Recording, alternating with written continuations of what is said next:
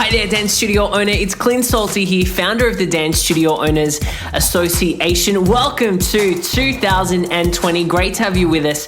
And over the next 6 weeks, I'm bringing you a brand new series where I've actually been interviewed by the incredible Lauren Ritchie from the Dance Podcast. Now, in these 6 episodes, we're going to talk about everything from feeling relevant now in the fast-moving pace with technology, how to be an authentic leader, what happens when you feel complacent in your business and you're kind of just tracking along and you kind of don't want anything else, how to get that motivation and edge. We're going to talk about disrupting the norm and how do you stand out from all of the other dance studios that are in your local area. We talk about expectations of yourself, of your team members, how to get the most out of your team, and also how to not be fearful of other people's opinions and to make sure that you are running your dance studio and that nobody else is. It's an incredible, wide-ranging conversation Lauren and I are having over these next 6 weeks, and I am so excited to share it with you.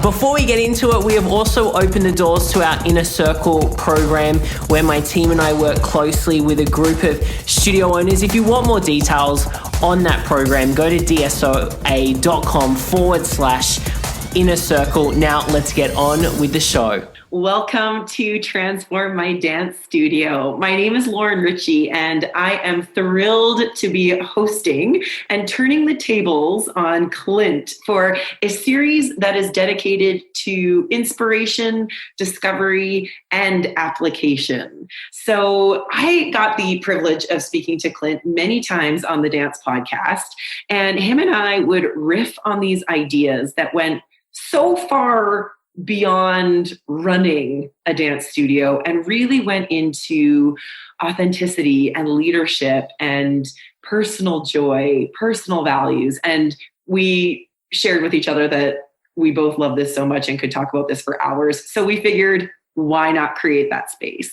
So Thank you, Clint, for allowing me to come and pick your brain again. Yes, I love it. I love it. You're right. It's like, I was so looking forward to this. I was saying to my partner this morning, I was like, oh, I get to do the podcast again. He's like, you always get so excited when you talk to Lauren. And I was like, I am.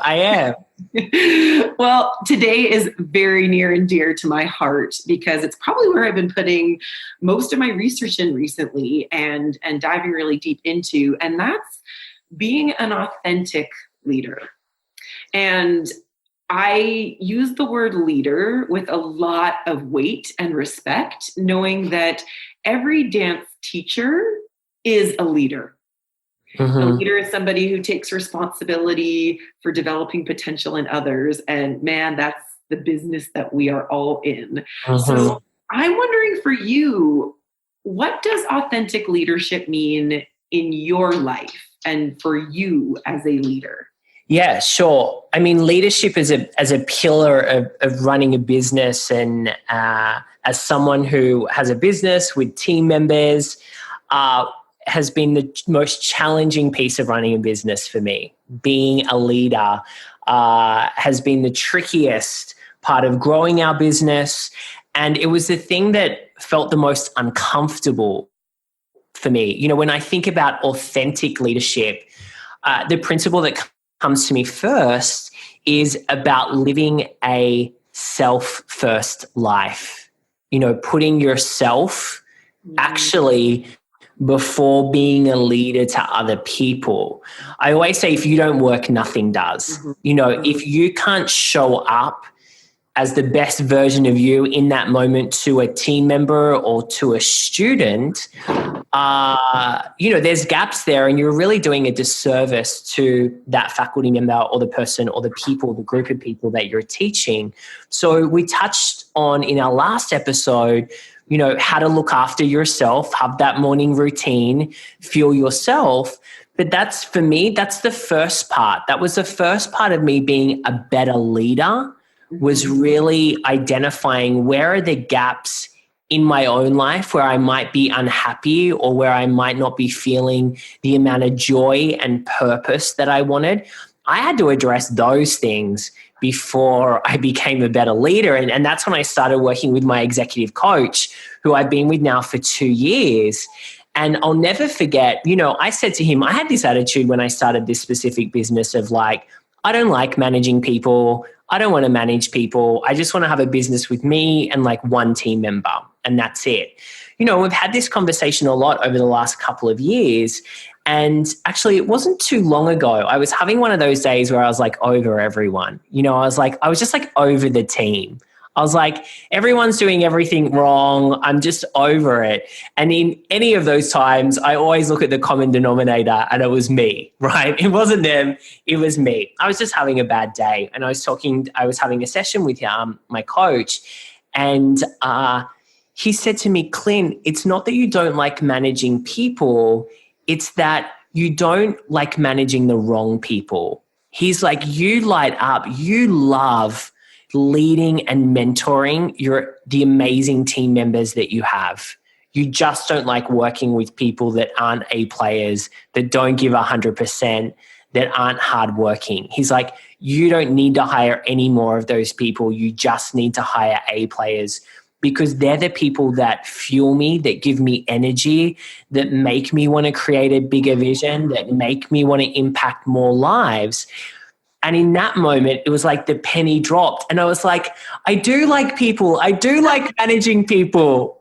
I do. It just needs to be the right people, because the right people have brought me so much joy, right? On a personal level, also in a professional level. And then there's those people that maybe your employees or faculty that sometimes feel like they suck the life out of you, and that's a great sign of like those people probably shouldn't be working in your organization. And so authentic leadership is also about speaking your truth. And I made a big commitment at the beginning of this year that I was really going to walk my talk and be really truthful in the way that I lead the company and lead our team members and lead our members. And it has been one of the hardest, most challenging years from a leadership perspective, because I have made some big decisions, and they're decisions that have disappointed people. It is hard knowing when you make a decision that people are going to be disappointed. But when you realize that you will be disappointed yourself and you will disappoint others on this journey, when you are trying to create an impact and you're, trying to go on the road of creating a vision and building something that is important, that's going to happen. It's going to happen, and it is tough. But for me, the alternative, not living in my truth, putting up with things that I didn't want to put up with or weren't in line with my values, or working with people who weren't in alignment with our mission, that's going to turn into a disaster down the track. So yes, it has been a challenging year to ensure that I stay my path of like being an authentic leader, knowing that there has been carnage along the way.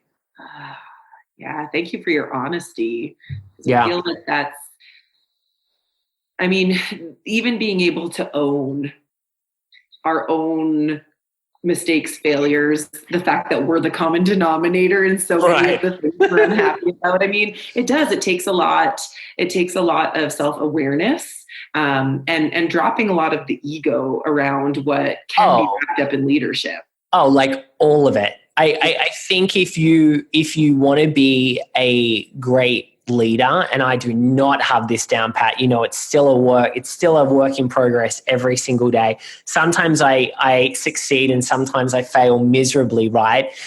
But yeah, it's really about knowing that that there is going to be judgment, that things aren't going to work out rosy all the time, that people will not like you or not agree with your decision, and they will act out in a way that, they'll go on social media and say something, or, and I've seen it with our studio owners when they've let go of a teacher, and I've seen the pain they have gone through with a teacher for 6 months, and I've seen the month of agonizing over letting a teacher go, and I've seen then the fallout of that teacher posting on social media and then that teacher opening up their own dance studio. I've seen all of this, but what I've seen at the end of all of these journeys is that they come out stronger and really with a better outcome. They're like, I feel horrid right now, but I feel so much relief. And I know that this next chapter is going to be an amazing one. I think though that comes back to it is very hard to act on these things if you don't have a vision for where you're headed. If you're just operating in the now and the today and that this is how it's going to affect my studio, I'm going to let that teacher go, and then you're thinking then 30 students are going to leave. If you don't have the picture of what the vision of what your studio is going to look like in 3 years, 12 months, 90 days, it is hard to be brave and courageous because you are only thinking about what is going to happen in that moment. And most of the time when we're being brave and courageous, in the moment, it's really messy. Well, I'd like to hit pause, knowing that vision is going to be such a big part of the rest of this conversation. Sure. But some of the work that I've been doing with faculty members that has been so pivotal in authentic leadership is the rooting of values.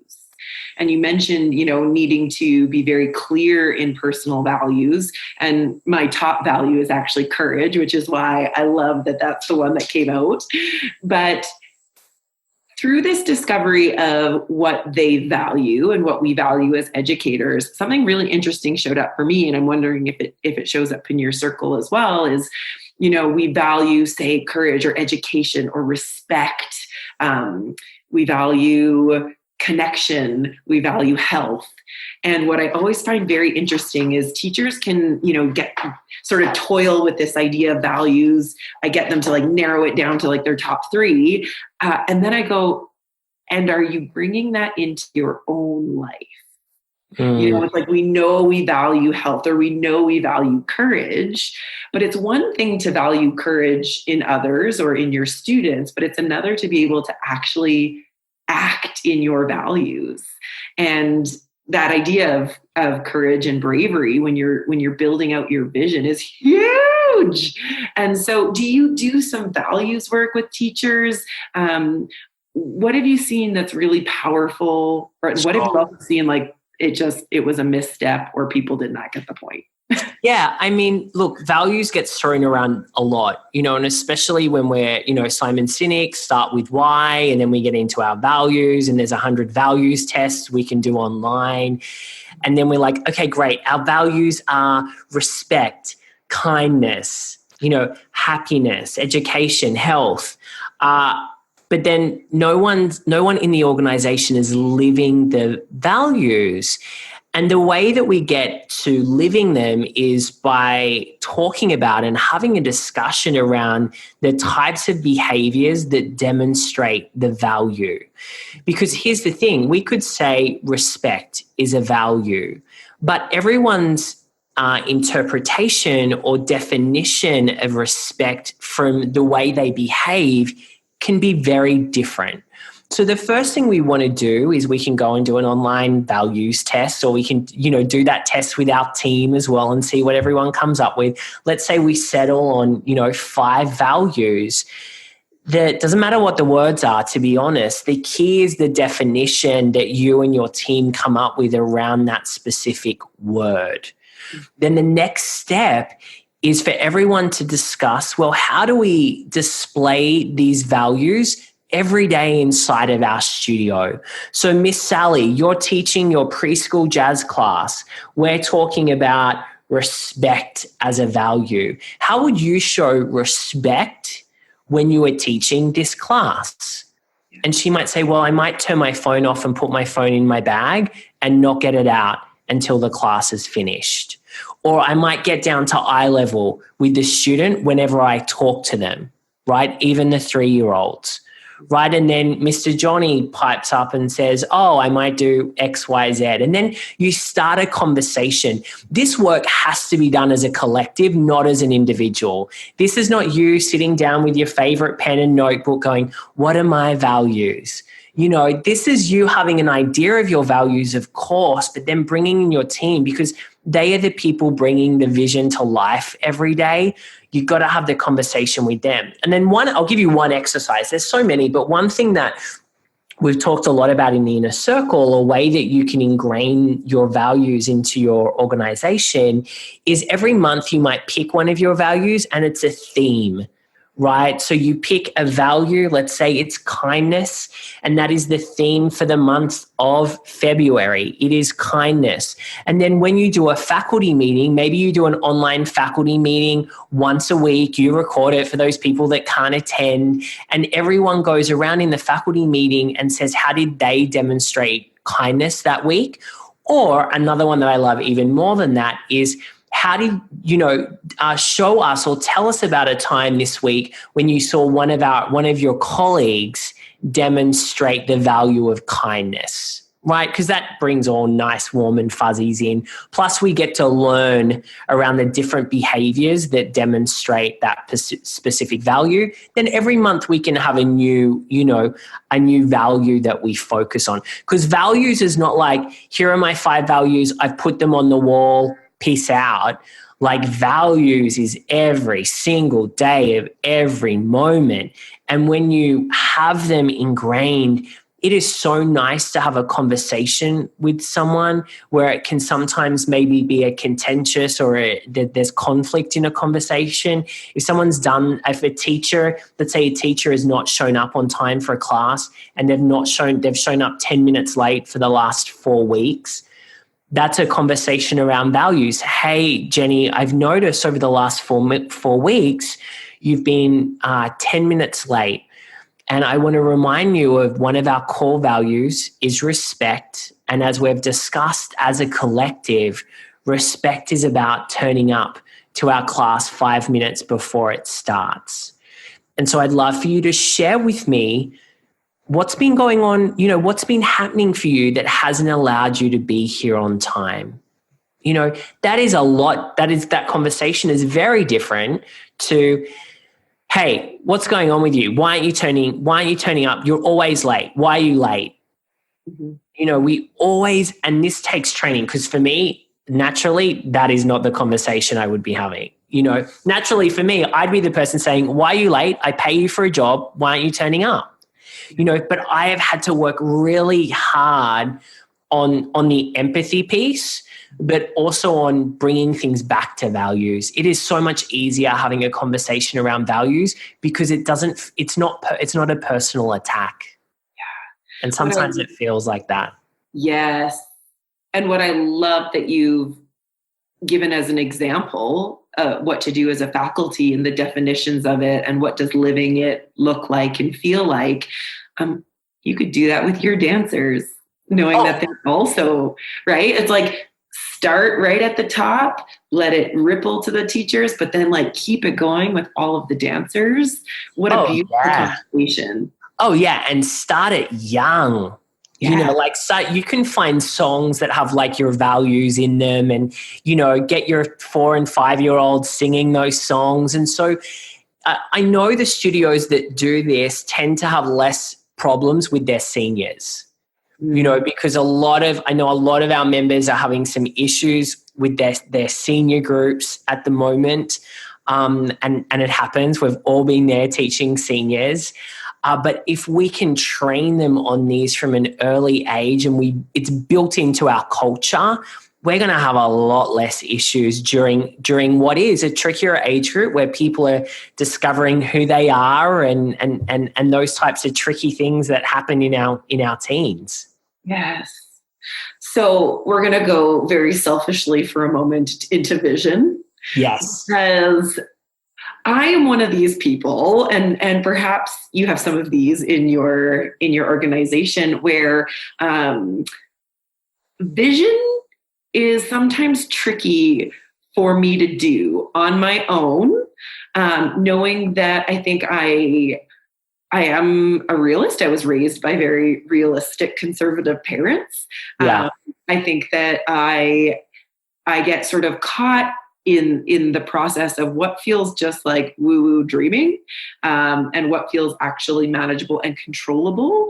All those pieces. So I'm curious, how do you really guide people into their vision, knowing that it is critical? And I'm somebody, Yes. I know that it is critical. Yeah. But I've also had to learn how to approach it in order to feel like I'm getting into the right headspace and in the right mindset. So help us out. Yeah, sure. So, I will preface this by saying that you will not wake up every single day and feel aligned and attached to the vision that you create for yourself.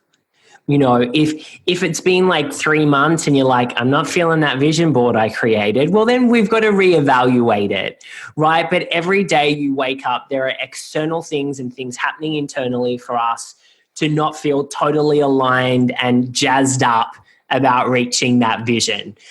So I'll start with that. So the process that we have come to, and it has taken so many years. I mean, I started my dance studio when I was 16.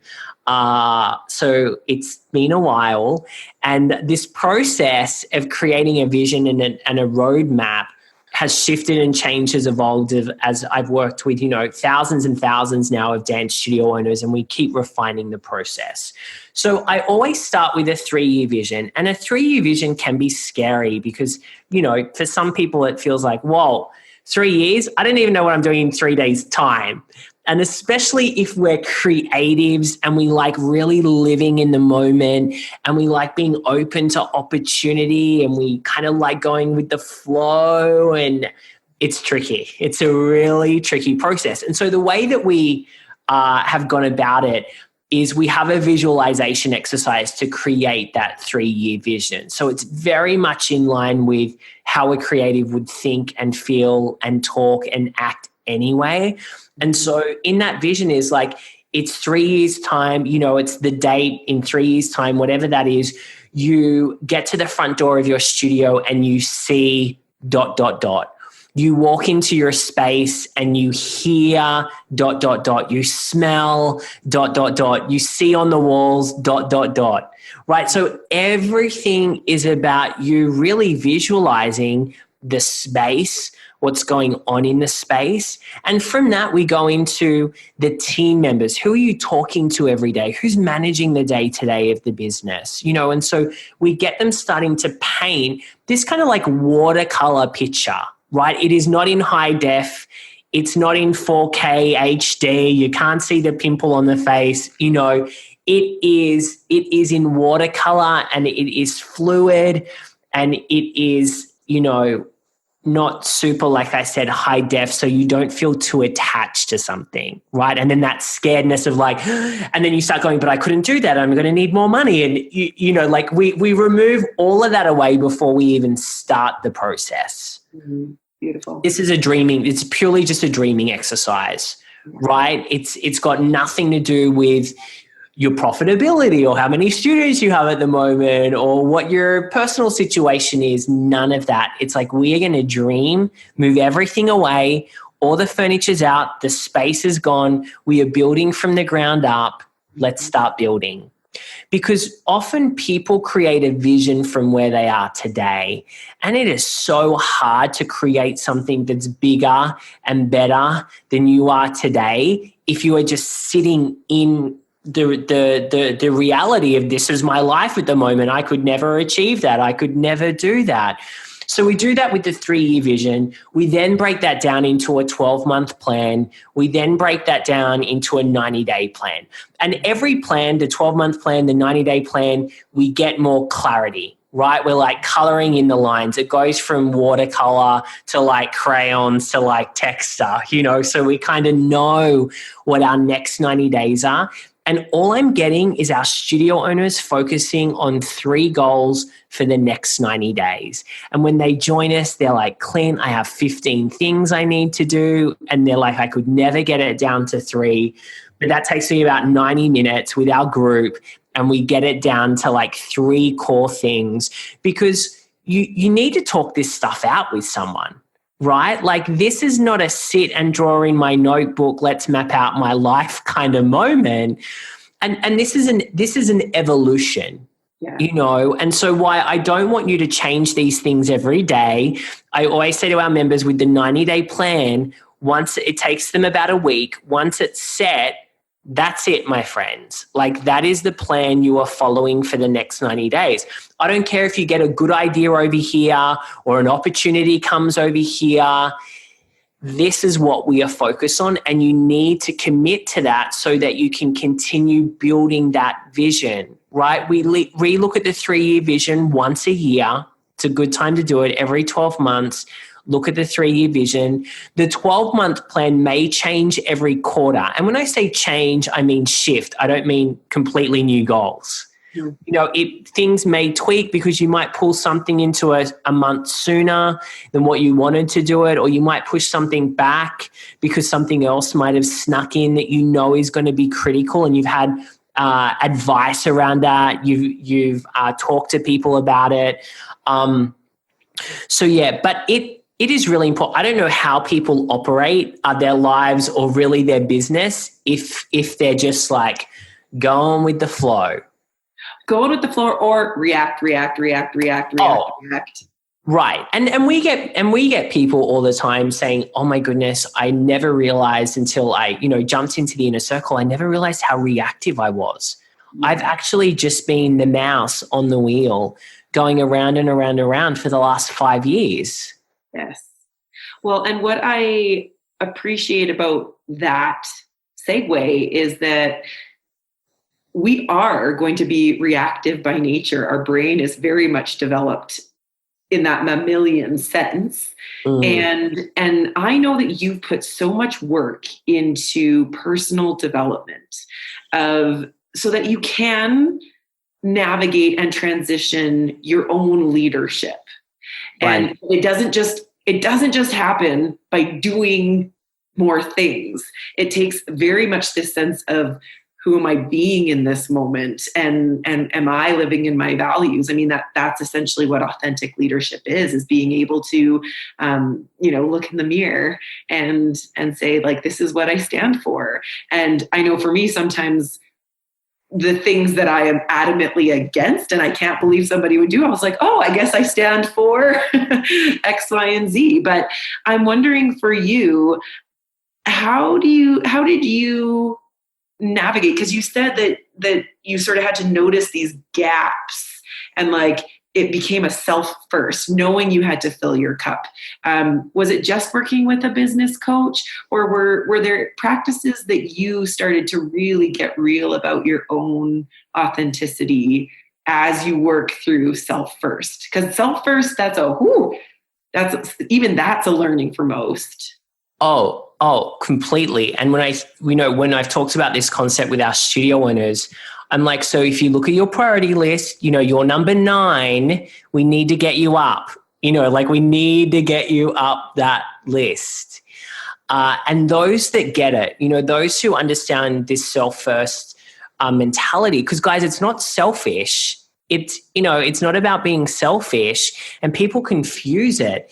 And I'm like, no, if I'm great, like if I am good, I am going to be so much better for everyone else in my life. Mm-hmm. And that is the key. I show up clear. I show up compassionate for my partner. I show up and I'm in the moment, with him. I show up to the coaching calls that I run with our members, and I am ready to give them 100% because my cup is full, And what do you do, or how have you developed some practice around being able to show up like that?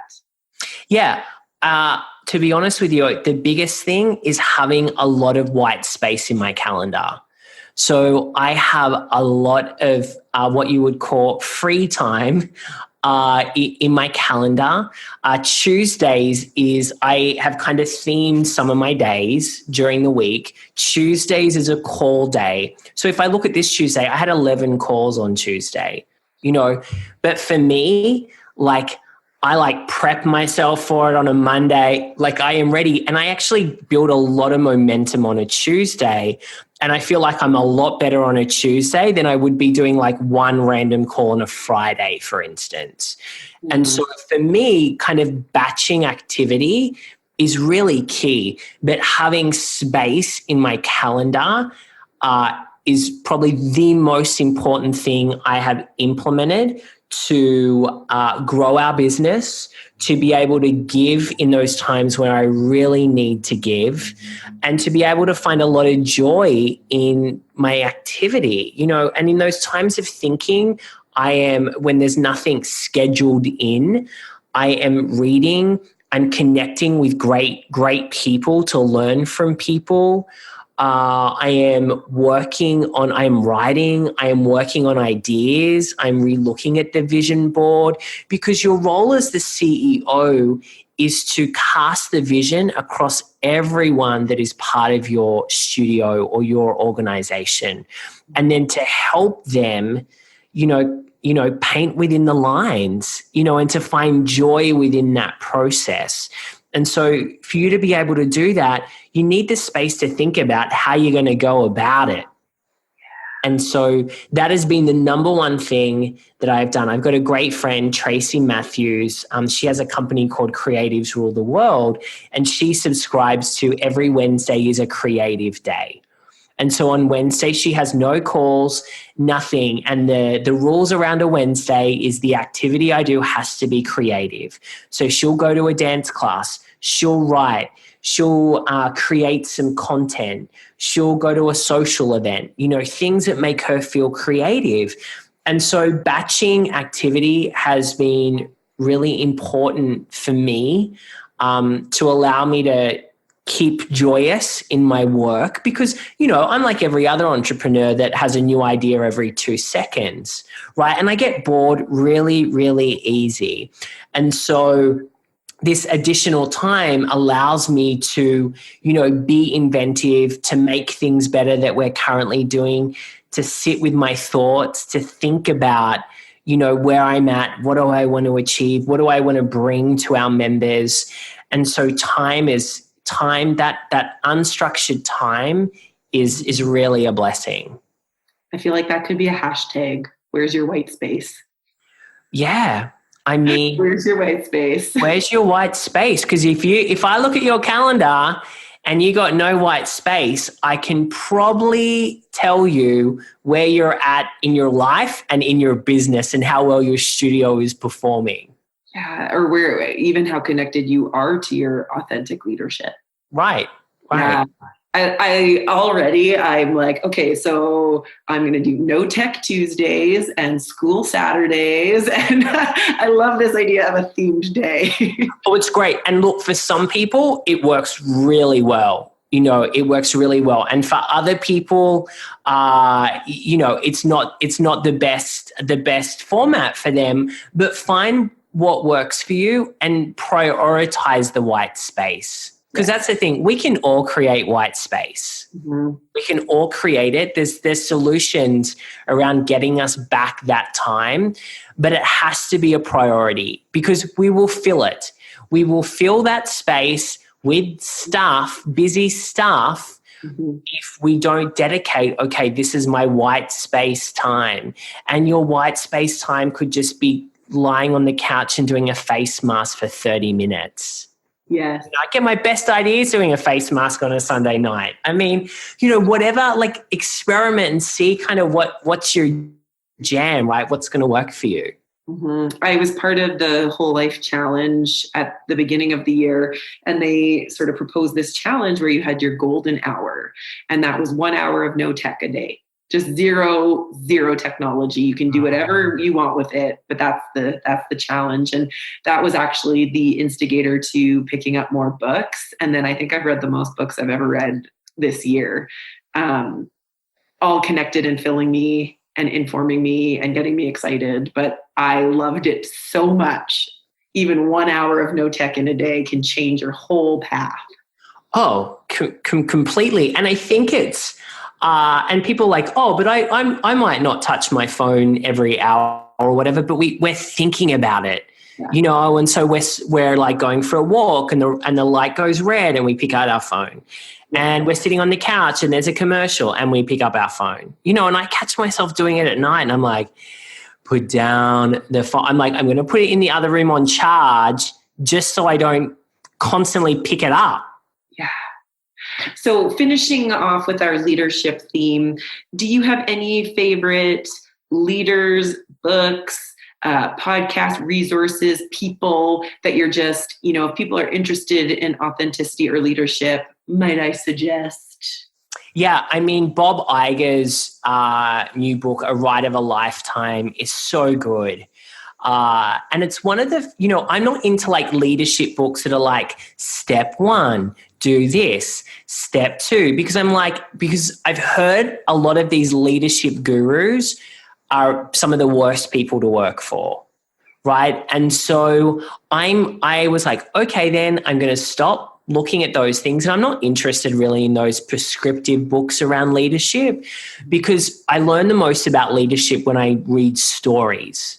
You know, stories of how people have led, how they've built companies, how they've dealt with difficult situations. I feel like that's where you learn the most on being a leader, is hearing about those stories. So that's a great book. I read that recently.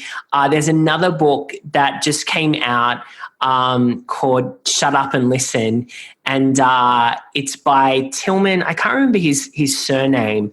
I just started that. He's like super on, I mean, authentic leadership. I mean, he's just like honest and to the point. He's really great. I follow a lot of like Dara from Uber, who took over Uber 2 years ago. I really follow a lot of his interviews that he does. Tory Burch, the designer, she has a big company. She does a lot of interviews, so I've been listening to a lot of interviews that she's done as well. Ray Dalio from Bridgewater, he wrote a great book called Principles last year. So I'm looking at people who are actually leading companies. I'm not looking at so-called leadership gurus or experts. I've had, you know, plenty of dealings with people that call them leadership coaches, call themselves like leadership coaches or experts. And then when you open the hood, they're not walking their talk. Yeah. Right. So I'm looking at companies that I admire. I'm finding out who their leaders are, and I'm stalking them, and I'm reading what they're writing, and I'm listening to their podcast interviews, because they're the people that I want to learn from. Those that have great Glassdoor ratings as CEOs, and they're rated well and people talk well about them as leaders. I want to learn from the people that are in the trenches doing the work. Yeah.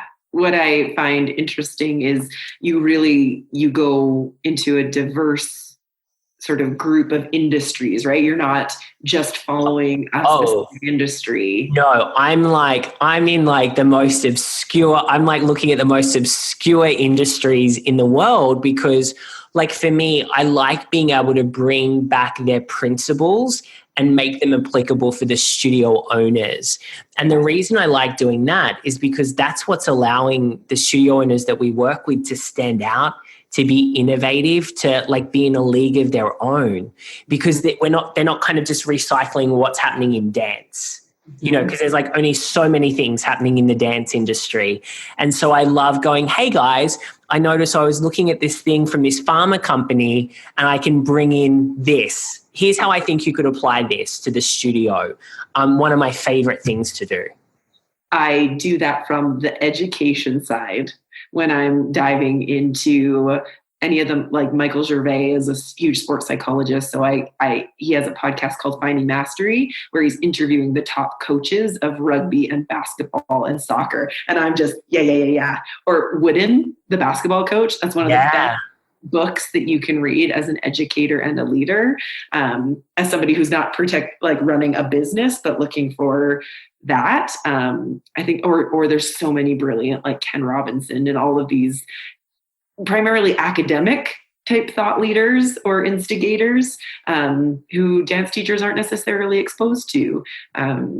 It's beautiful, and it's so inspiring to go outside the dance world for inspiration. But that's what's needed, and that's why your work is so important, because you can take that and bring it into a studio and it can just completely transform how their culture, how they're working with their students, how their students are feeling about themselves. I mean, that is the important work. It's amazing. Okay, well, Clint, I know that you can go and share a million more resources and really applicable tools for all of the studio owners.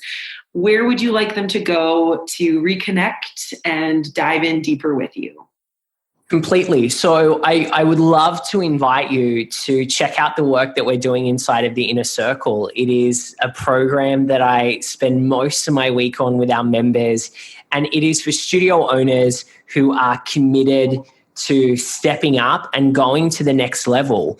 And so you can go to dsoa.com/inner circle, and that will share with you all the details that you need to know about the program. And I encourage you, if it feels like a great fit, I'd encourage you to apply for it and have a call with us to see if it is a good fit.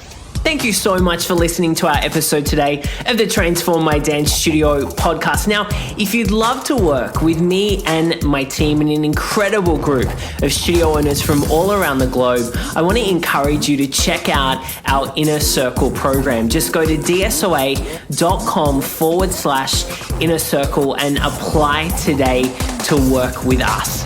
Thanks for listening, and we'll see you next week. Take care and bye for now.